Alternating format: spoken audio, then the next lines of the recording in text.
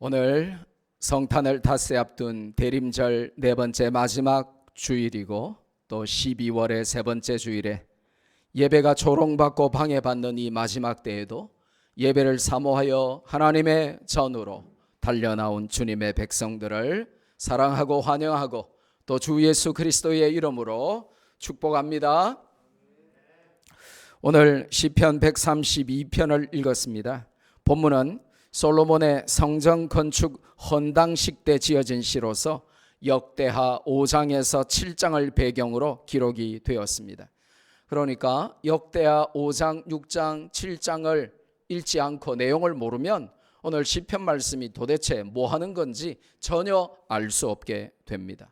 반대로 역대하 5장, 6장, 7장을 여러분이 읽고 그 내용을 알면 오늘 시편 말씀이 어떤 내용인지도 잘 알 수 있게 되겠죠.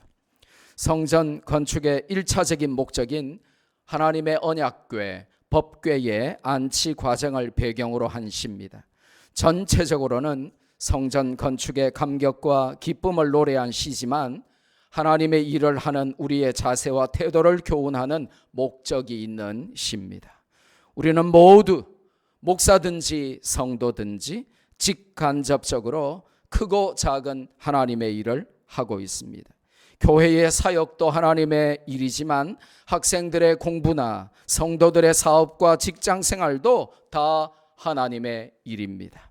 하나님의 일을 가장 잘 하려면 하나님의 방식으로 해야 한다고 성경은 가르칩니다.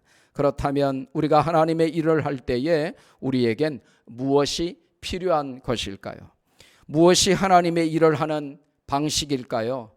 내 방식, 내 원하는 편의대로 하나님의 일을 하지 않고 성경이 말씀하시는 대로 성경의 방법대로 하나님의 일을 하려면 우리에게는 도대체 무엇이 필요할까요? 오늘 시편 132편을 통해서 그 답을 듣고 하나님의 일을 더욱더 잘 감당하는 성도들이 되시기를 주님의 이름으로 축복합니다. 첫째로 우리가 하나님의 일을 할 때 필요한 것은 하나님의 영광에 관한 개념입니다. 자존심과 시기심을 넘어선 신앙, 하나님의 영광 제일주의가 우리에게 꼭 필요하다 하는 것입니다. 우리가 교회 다니면서 가장 지겹도록 많이 들어온 말이 있다면 그건 바로 the glory of God, 하나님의 영광일 것입니다. 아무나 하나님 영광이라고 말을 합니다. 성경은 지겨울 정도로 많이 그러나 단호하게 우리의 삶의 이유와 목적이 하나님의 영광임을 강조하고 있죠. 우리가 잘 아는 고린도전서 10장 31절에 보니까 그런즉 너희가 먹든지 마시든지 무엇을 하든지 다 하나님의 영광을 위하여 하라 하고 강력하게 명령합니다. So whether you eat or drink or whatever you do, do it all for the glory of God. 너희가 먹든지 마시든지 무엇을 하든지 do it all for the glory of God. 하나님의 영광을 위하여 하라는 것입니다. 역대상 17장에 보면 다윗이 거룩한 결심을 하게 됩니다. 자신은 너무너무 아름답고 향기나고 비싼 백향목 왕궁에 거하는데 하나님의 언약궤는 텐트 속에 장막 속에 방치되어 있음을 생각하고는 이래서는 안 되겠다 하는 결심을 해요. 성전을 건축해서 거기에다가 하나님의 언약궤를 안치하고 싶다 하는 거룩한 마음을 먹은 것입니다. 그런데 하나님은 다윗과 생각이 달랐습니다. 우리가 어떤 거룩하고 고상하고 희생적이며 이타적인 결심과 생각이 있어서 그것이 하늘을 감동시키고도 남음이 있을지라도 그것은 망구 내 생각이며 하나님과는 전혀 다른 생각일 가능성이 우리는 더 많은 자들임을 잊어서는 안 됩니다. 하나님은 즉시 나단 선지자를 보내서 다윗의 생각을 고쳐주셨습니다. 성전을 건축할 적임자는 다윗이 아니라 하나님이 그의 후손으로 세우실 왕임을 예언하게 하신 것이죠. 이쯤 되면 다윗 왕은 나단 기피증이나 나단 공포증이 생길 법도 합니다. 나단 포비아, 자신이 몰래 지은 은밀한 죄를 책망하더니 이제는 유일한 소망인 성전 건축까지 방해를 합니다. 이 얼마나 발칙하고 괘씸한 선지자입니까? 그러나 다윗은 분노하거나 자존심 내세우지 않고 곧바로 하나님의 뜻에 순종하고 감사의 기도를 드려요. 역대상 17장 후반부 전체가 다윗의 감사 기도로 채워져 있습니다. 여기서 우리는 중요한 교훈을 배워야 합니다. 중국이나 조선의 역사를 보면 자신의 왕권을 위협하면 혈육들도 다 죽여버립니다. 부모 형제도 예외가 없습니다. 삼족을 멸하며 자신의 왕권을 지킵니다. 하지만 다윗은 달랐습니다. 나단 선지자가 번번이 자신의 죄를 지적하고 하고자 하는 일에 발목을 잡는 악역을 감당했으나 그를 하나님의 선지자로 여기고 대우했습니다. 선포되는 하나님의 말씀이 내 생각과 내 계획과 달라도 그 하나님의 말씀의 권위 앞에 자신의 감정과 생각과 계획을 내려놓았습니다. 일평생 소원이었던 성전 건축이 좌절되고 자신이 아닌 아들 솔로몬이 그 영광스러운 대업의 주인공으로 낙점되었을 때에도 그를 죽이거나 왕위 계승을 하지 않거나 성전 건축을 못하도록 조치를 취하지 않았습니다. 왜 그랬을까요? 다윗의 인격이 훌륭하거나 교양과 학문과 예술성이 탁월했기 때문이 아닙니다. 인간의 시기심과 자존심을 이기는 믿음을 소유했기 때문이죠. 그것은 구체적으로 하나님 영광으로 표현됩니다. 하나님의 영광을 위해서 내 감정과 내 기분과 내 생각과 내 계획을 접어두고 자존심과 시기심을 내려놓는 믿음이 우리에게는 절대적으로 필요한 것입니다. 그런데 이게 참 잘 안 됩니다. 우리가 그런 연약하고 이기적인 인간입니다. 교회 안에서 종종 다툼이 일어나고 그것이 분열로까지 이어지는 이유가 무엇입니까? 다 하나님의 영광을 위하여 모였고 하나님의 영광을 위하여 교회를 섬기고 봉사한다 하면서도 다투고 싸우고 분열하는 이유가 무엇입니까? 자존심이, 내가 존귀해지는 마음이 주님이 존귀해지는 주존심보다 세기 때문에 그렇습니다. 시기 질투하는 마음이 하나님 영광보다 크기 때문에 그렇습니다. 크든 작든 주님의 일을 하는 우리가 가장 경계해야 될 것이 바로 자존심과 시기심으로 하나님의 영광을 가리고 망치는 것입니다. 교회 안에 자존심이 유달리 센 사람들이 있어요. 그런 자들은 하나님보다 교회보다 성도보다 자존심이 더 중요합니다. 어떤 이들은 시기와 질투의 화신이 되어 하나님의 영광을 가려버립니다. 박수치지 못하고 타인의 성과를 무시합니다. 그리고는 오직 세상 사람들이 나만을 주목하기를 바랍니다.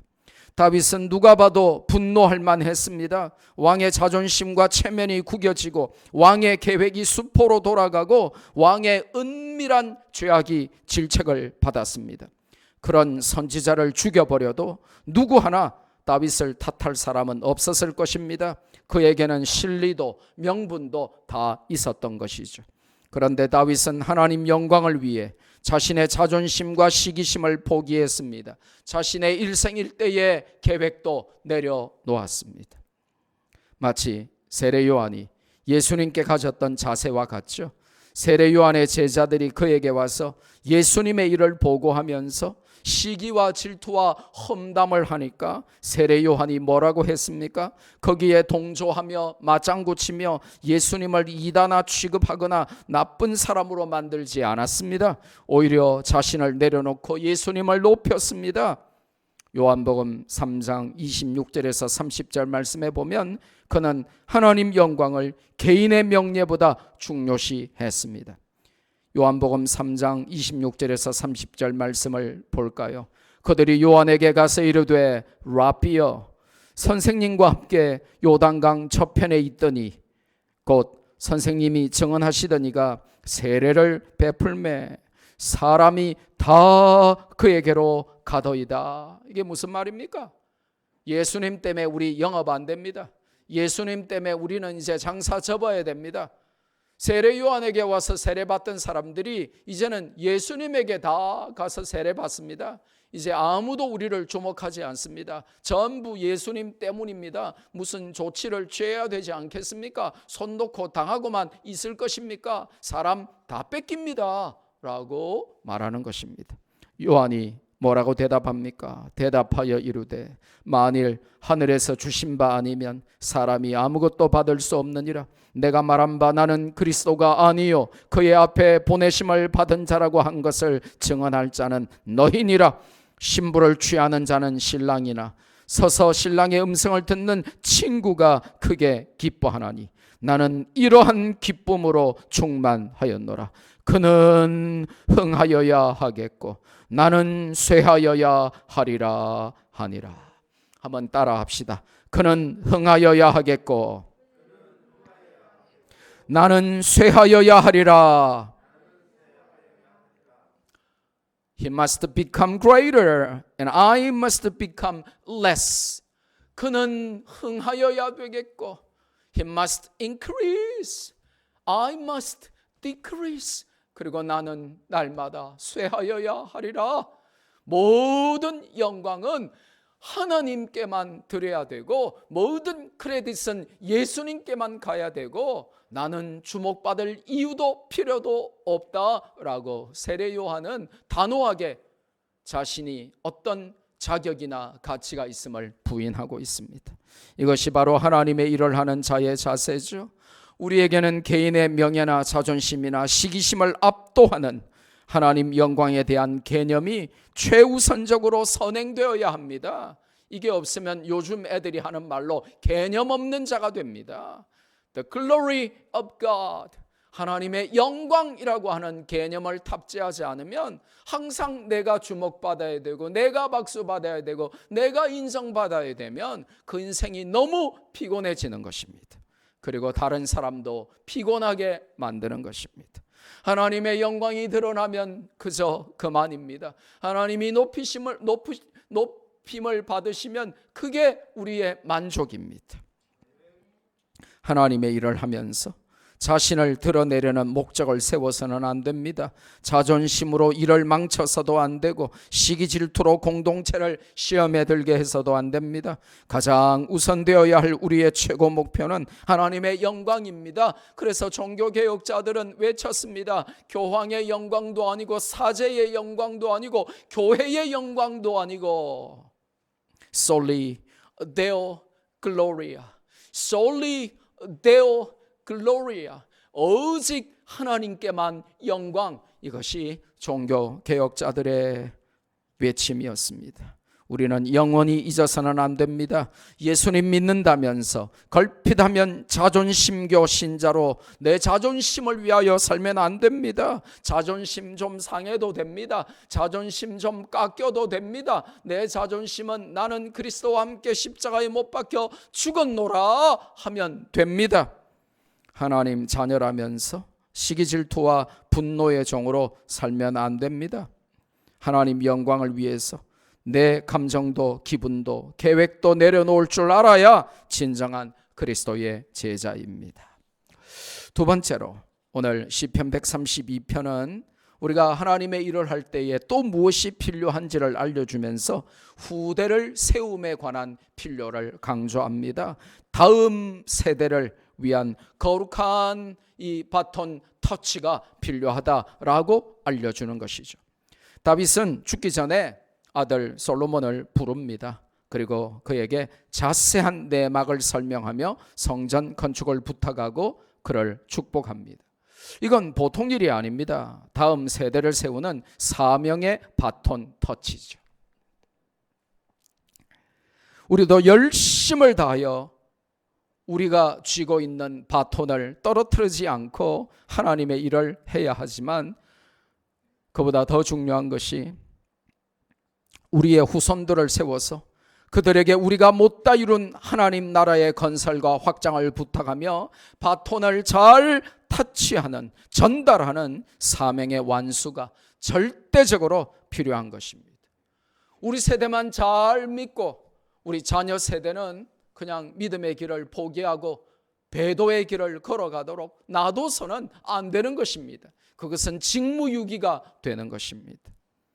그래서 내 자식이 성적을 얼마나 잘 받는지, 어느 대학을 가는지, 어떤 직장에 다니는지, 그것보다 천배 만배 우리의 관심이 더 가야 되고 신경이 더 가야 되고 잔소리를 더 많이 해야 되는 것이 하나님을 제대로 알고 믿는지, 예수님을 구세주로 영접했는지, 성경의 가치를 추구하며 하나님 영광 제일주의로 삶을 드리며 살아가는지, 거기에 우리의 관심을 주목해야 됩니다.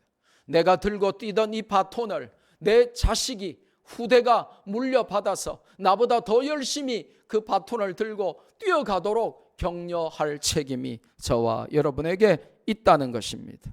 만약에 우리의 후손들이 하나님 나라에 대해 무지하거나 열심히 없거나 무신론자로 변하거나 개종하여 절간을 건축하면 어떡하겠습니까? 최고의 유산은 건물이나 땅을 물려주는 것이 아닙니다. 믿음을 물려주고 하나님 나라의 건설이 중단되지 않도록 후손들을 격려하고 사명을 전수하는 것입니다. 자녀들이 명문대 나와서 좋은 직업 가지고 남부럽지 않게 떵떵거리며 사는 것이, 성공 출세하는 것이 여러분의 꿈의 전부가 되면 참 비참합니다. 왜냐? 그건 세상에 예수님 안 믿는 부모들도 다 가지는 꿈이기 때문입니다. 우리에게는 더 소중하고 더 중요한 사명이 있음을 잊지 말아야 합니다. 부모 세대보다 더욱 청출어람하는 믿음의 자녀로 만들어서 그들이 우리보다 더욱 하나님 나라 확장에 충성하도록, 더욱더 바톤을 힘차게 붙들고 달려가도록 세우는 것입니다. 믿음의 바톤 터치를 잘하고 우리는 천국에 가야 합니다. 집도 물려주고 땅도 물려주고 재산도 물려주는데 믿음의 바톤 터치를 못하면 그것보다 큰 트레저디, 비극은 없습니다. 다윗은 어떻게 믿음의 바톤 터치를 했습니까? 역대상 22장에 잘 나와 있습니다. 6절에서 12절 말씀을 보니까 다윗이 그의 아들 솔로몬을 불러 이스라엘 하나님 여호와를 위하여 성전 건축하기를 부탁하여 다윗이 솔로몬에게 이르되, 내 아들아, 나는 내 하나님 여호와의 이름을 위하여 성전을 건축할 마음이 있었으나 여호와의 말씀이 내게 임하여 이르시되, 너는 피를 심히 많이 흘렸고 크게 전쟁하였느니라. 내가 내 앞에서 땅에 피를 많이 흘렸은즉 내 이름을 위하여 성전을 건축하지 못하리라. 보라, 한 아들이 내게서 나리니 그는 온순한 사람이라. 내가 그로 주변 모든 대적에게서 평안을 얻게 하리라. 그의 이름을 솔로몬 샬롬이라 하리니 이는 내가 그의 생전에 평안과 안일함을 이스라엘에게 줄 것임이니라. 내가 그가 내 이름을 위하여 성전을 건축할지라. 그는 내 아들이 되고 나는 그의 아버지가 되어 그 나라 왕위를 이스라엘 위에 굳게 세워 영원까지 이르게 하리라 하셨나니, 이제 내 아들아, 여호와께서 너와 함께 계시기를 원하며 내가 형통하여 여호와께서 내게 대하여 말씀하신 대로 내 하나님 여호와의 성전을 건축하며 여호와께서 내게 지혜와 총명을 주사 내게 이스라엘을 다스리게 하시고 내 하나님 여호와의 율법을 지키게 하시기를 더욱 원하노라. 아멘. 여러분, 이 본문이 얼마나 놀라운 믿음의 바톤 터치의 현장인 것을 느낄 수 있겠습니까? 자식을 라이벌로 여기지 않았습니다. 사극 보십시오. 조선시대 혹은 중국 영화를 보십시오. 자식이라도 아내라도 남편이라도 삼촌이라도 형제라도 내 왕권을 털끝만큼이라도 건드리면 삼족을 멸하고 다 죽여버립니다. 전부 라이벌인 것입니다. 죽이지 않으면 내가 못 사는 것입니다. 그런데 모든 영광이 자식에게 다 넘어가는 것 같은 상실감을 느껴도 이 다윗이 얼마나 믿음으로 바톤 타치를 하고 있습니까? 자식을 라이벌로 여기지 않습니다. 자식에게 하나님 영광을 위하여 사명을 전수하면서 축복하고 후대를 세움으로 자신의 역할을 다하는 아버지 다윗이 바로 믿음의 사람인 것이죠. 여러분, 다윗이 왜 영웅입니까? 그가 사자와 곰을 맨손으로 때려잡았고 거인 골리앗을 한 방에 죽여서 나라를 구했기 때문에 그가 영웅이 아니라 하나님께서 주신 사명의 완수를 위해 후손을 믿음으로 세웠기 때문에 영웅인 것입니다. 왜 우리가 공교육을 포기하고 기독교 대안학교를 만들어서 자녀들을 말씀 안에서 양육합니까? 우리보다 더 나은 믿음의 사람으로 키워서 하나님 영광을 위하여 살도록 훈련하고 우리 믿음의 바톤을 더 잘 터치하기 위함이 아님입니까? 왜 우리가 하필 영어로 자녀를 가르칩니까? 남천동과 대연동과 해운대를 넘어 글로벌 리더로 우뚝 서서 온 세계에 글로벌 언어로 하나님 나라를 선포하도록 가르치기 위함입니다. 성경은 분명히 말씀하십니다. 다음 세대로 키우지 않으면 우리와 전혀 다른 세대가 되고 맙니다. 명심하십시오. 중간지대는 없습니다. 둘 중에 하나입니다. 다음 세대 아니면 다른 세대로 변질되고 마는 것이죠. 복음으로 키워, 말씀으로 키워 우리의 사명을 계승할 다음 세대, 다음 주자로 만들 것인가? 아니면 복음에 전혀 무관심하고 세상에만 민감한 다른 세대로 만들 것인가? 우리는 고민해야 합니다. 여러분의 자녀는 휴대폰을 잘 다루고 게임의 종류를 다 알고 세상의 모든 아이돌을 다 외우고 세상 유행과 문화는 모르는 것이 없는데 성경만 모르는 그런 다른 세대로 자라지 않는지 우리의 자식들을 위하여 너희는 너희 자녀를 위하여 울라 하고 명령하신 주님 말씀대로 내 자식들을 위하여 울어야 하는 때가 왔습니다. 여러분의 자녀는 다음 세대입니까? 다른 세대입니까? 옆에 자녀들, 우리 학생들 한번 쳐다봐 보세요. 이 학생들, 이 자녀들이 다음 세대 같은지 아니면 다른 세대 같은지, 사명 잘 감당하며 바톤 터치를 잘 받아서 열심히 달려갈 다음 세대, 다음 주자 같아 보이는지 아니면 믿음을 배신하고 바톤을 던져버리고 자기만을 위하여 살 것 같아 보이는지 우리의 자식들 한번 쳐다봐 보세요. 어떻게 생겼는지. 사사기 2장 10절에 보니까 다른 세대의 비극을 우리에게 경고합니다.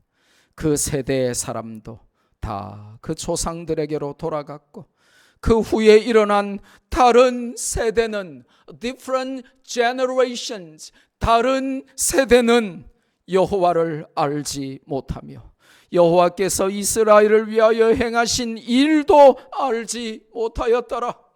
여러분은 목회자로, 중직자로, 제자로, 그리스도의 증인으로 여러분은 믿음의 바톤을 가지고 열심히 믿음의 경주를 하며 믿음의 주자로 이 땅을 살았는데 여러분의 자녀에게 바톤 터치를 하지 못해서 그 자식들이 그 바톤이, 복음의 바톤이 얼마나 중요한지 몰라서 그 믿음의 바톤을 던져버리고 배도의 길을 걸어가며 여호와를 알지 못하고 여호와께서 그리스도를 통하여 베풀어 주신 구원도 알지 못하는 다른 세대로 자라지 않도록 우리는 눈물을 흘려 기도해야 된다고 성경이 알려줍니다. Next generation, 다음 세대로 키울 것인가? Different generation, 다른 세대로 키울 것인가? 이것은 가장 심각하고 진지하게 고민해야 할 문제입니다. 나는 후손들에게 무엇을 물려줄 것인지 준비해야 합니다. 껍데기만 물려주고 정작 제일 중요한 알맹이인 신앙과 사명을 전수하지 못한다면 그것은 비극입니다. 저는 부산 러거스 인터내셔널 크리스천 스쿨을 설립하고 운영하면서 최근에 걱정이 많아졌어요. 왜냐? 학생들이 너무 좋은 대학을 가는 거예요. 막 의대에 가고 약대 박사과정에 가고, 지난주에도 약대 박사과정 또 합격하고 의대에도 또 합격하고 또 보스턴 유니버시티에도 합격하고 우리 학생들이 대학을 너무 잘 가는 거예요. 근데 이제 우리 학생들이 세계적인 명문 대학은 합격하고 잘 가는데 시드니 대학도 가고 뭐 UBC도 가고 UC 계열의 대학도 다 가고 좋은 대학은 다 가는데 문제는 과연 이 아이들이 좋은 대학보다 더 좋은 신앙, 말씀으로 무장하고 복음의 다음 주자로 next generation, next runner가 되어서 이 바톤 터치를 잘 받아서 학교에서 믿음을 배워서 대학으로 세계로 가는가? 좋은 대학 진학시키는 것만 자랑하는 학교가 아니라 이 아이들을 믿음으로 잘 키워내는 것을 자랑하는 학교가 돼야 되겠다. 이런 거룩한 고민이 저에게 있습니다. 그래서 믿음 없는 성취, 사명 감당 안 하는 성공에 만족하거나 도취되면 안 돼요. 좀 좋은 대학 못 가도, 좀 부족하고 연약해도 믿음을 계승받아서 사명을 감당하려고 힘쓰는 것이 세상적으로 성공 출세해도 믿음을 떠나 배도의 길에서 악인처럼 사는 것보다 훨씬 복되고 아름다운 것임을 성도들은 명심 또 명심해야 되는 것입니다. 시편 132편을 통해 배우는 마지막 교훈은 하나님의 일하는 준비와 열심이라는 최고의 헌신, 이 supreme dedication이 필요하다 하는 것입니다. 다윗은 솔로몬에게 단순히 사명만 전달하고 그치지 않았습니다. 솔로몬이 성전을 건축할 수 있도록 모든 배려와 지원을 아끼지 않았습니다. 열심을 품고 최선을 다하여 마치 자기가 성전을 짓는 것처럼 준비하고 헌신했습니다. 이게 역대상 22장에 자세히 나와 있습니다. 우리가 그 성경을 읽으면 정말 눈이 세 배로 커져야 돼요. 충격받게 돼요. 역대상 시작 22장을 시작하면서 1절에서 5절에 이렇게 되어 있어요. 다윗이 이르되 이는 여호와 하나님의 성전이요 이는 이스라엘의 번제단이라 하였더라. 다윗이 명령하여 이스라엘 땅에 거류하는 이방 사람을 모으고 석수를 시켜 하나님의 성전을 건축할 돌을 다듬게 하고 다윗이 또 문짝 못과 거물 못에 쓸 철을 많이 준비하고 또 무게를 달 수 없을 만큼 심이 많은 놋을 준비하고 또 백향목을 무수히 준비하였으니 이는 시돈 사람과 두로 사람이 백향목을 다윗에게로 많이 수운하여 왔습니다.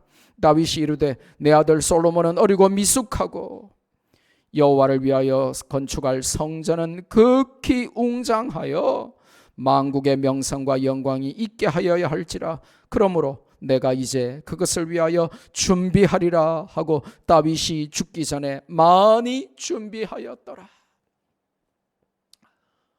하나님이 다윗에게 성전을 건축하지 못하게 하고 솔로몬에게 맡긴다고 하셨으면 상심하고 낙심하고 드러눕고 우울증에 빠지고 내 안에 그러고 오히려 방해하고 그럴 법도 한데 마치 자기가 짓게 되는 것처럼 최선을 다하여 최고의 헌신으로 성전 건축을 준비합니다.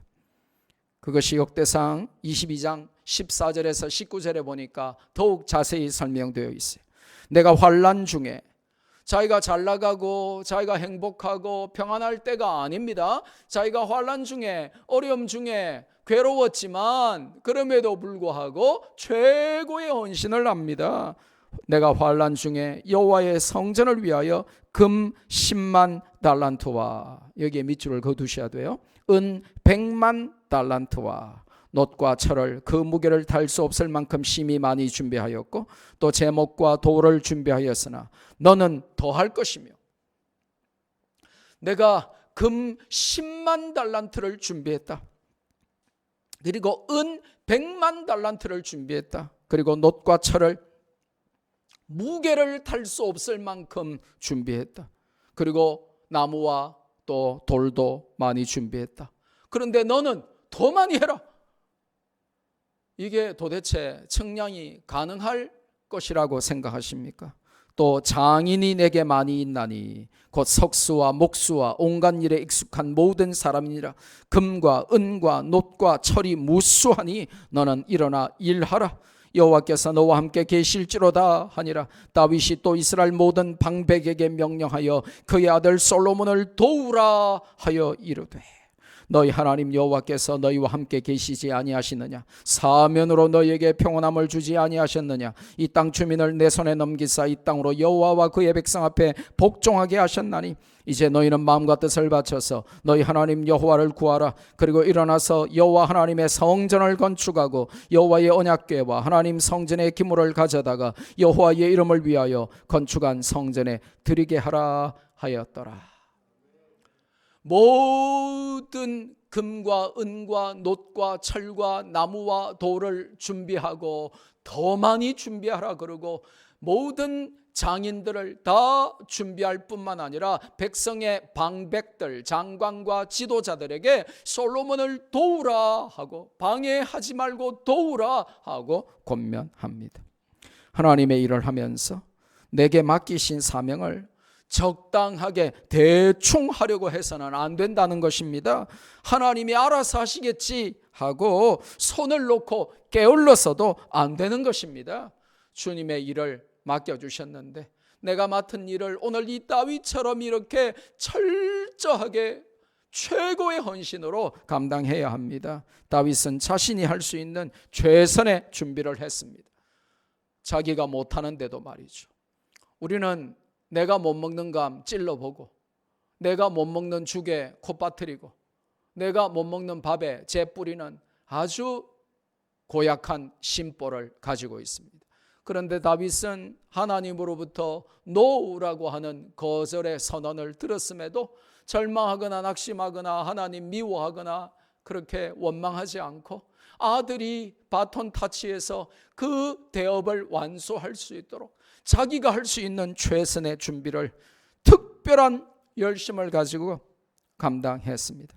비록 자신이 주도하는 성전 건축이 아니고 모든 기회와 주도권이 아들에게 다 넘어가서 섭섭할 뻔했고 실망할 뻔했고 하나님을 원망할 뻔했으나 그는 그 아들이 그 바톤을 넘겨받아 사명을 잘 감당하도록 최고의 헌신으로 열심을 다해 준비하고 도왔습니다.